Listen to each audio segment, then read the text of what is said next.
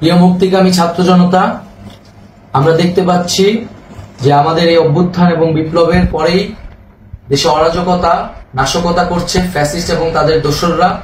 আমরা দেখতে পাচ্ছি যে বিভিন্ন জায়গায় এখন গোলাগুলি চলছে, মন্দিরে হামলা হচ্ছে এবং নাশকতা ও লুটপাট করছে। আমরা মনে করি আমাদের যে ছাত্র নাগরিকদের অভ্যুত্থান তাকে নস্যাৎ করার জন্যই পরিকল্পিতভাবে এই ধরনের ঘটনা হচ্ছে। আমরা মুক্তিকামী ছাত্র জনতাকে সজাগ এবং সতর্ক থাকতে আহ্বান জানাচ্ছি এবং আমাদের যে অন্তর্বর্তীকালীন সরকার, আমরা সেই সরকারের যে প্রস্তাবনা 24 ঘন্টার সময় নিয়েছিলাম, জরুরি পরিস্থিতি মোতাবেক আমরা এখনই তার একটি রূপরেখা ঘোষণা করছি। আমরা সিদ্ধান্ত নিয়েছি যে সর্বজন গ্রহণযোগ্য আন্তর্জাতিক খ্যাতিসম্পন্ন নোবেল পুরস্কার বিজয়ী ডক্টর মোহাম্মদ ইউনূসকে প্রধান উপদেষ্টা করে অন্তর্বর্তীকালীন সরকার গঠন করা হবে এবং ডক্টর মোহাম্মদ ইউনূসের সাথেও আমাদের কথা হয়েছে। তিনি ছাত্র জনতার আহ্বানে বাংলাদেশকে রক্ষা করতে এই গুরু দায়িত্ব নিতে সম্মত হয়েছে। আমরা সকালের মধ্যেই আমরা এই সরকার গঠনের প্রক্রিয়া দেখতে চাই।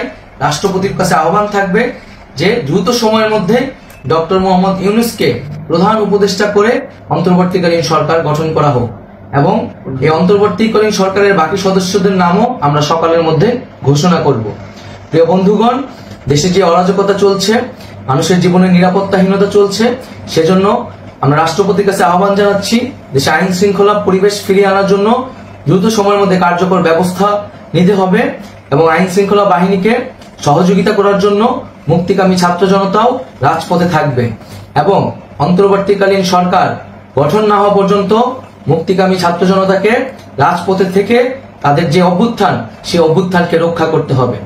প্রিয় বন্ধুগণ, আমরা রক্ত দিয়েছি, শহীদ হয়েছি।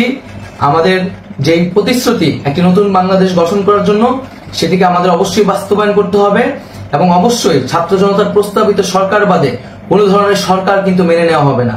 আমরা বলেছি কোন ধরনের সেনা শাসিত সরকার অথবা সেনা সমর্থিত সরকার অথবা এই ফ্যাসিস্টদের দোসরদের কোনো বি টিম সরকার কিন্তু আমরা মেনে নেব না। কোনো গণবিরোধী সরকারকে মেনে নেওয়া হবে না।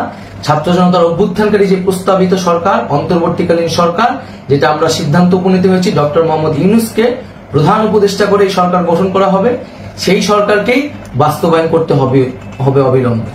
আগামীকাল সকাল থেকে সকলকে আহ্বান জানাচ্ছি রাজপথে থাকার জন্য এবং আমাদের যে সাম্প্রদায়িক সম্প্রীতি এবং রাষ্ট্রীয় সম্পদ রক্ষা কমিটির ঘোষণা হয়েছে বৈষম্যবিরোধী ছাত্র আন্দোলনের নেতৃত্বে, সকল পাড়ায় পাড়ায় এলাকায় এলাকায় সেই কমিটি পাহারায় থাকবে। আমাদের সংখ্যালঘু কমিউনিটিকে আমাদের রক্ষা করতে হবে, রাষ্ট্রীয় সম্পদ এবং এই দেশকে রক্ষা করতে হবে আমাদের।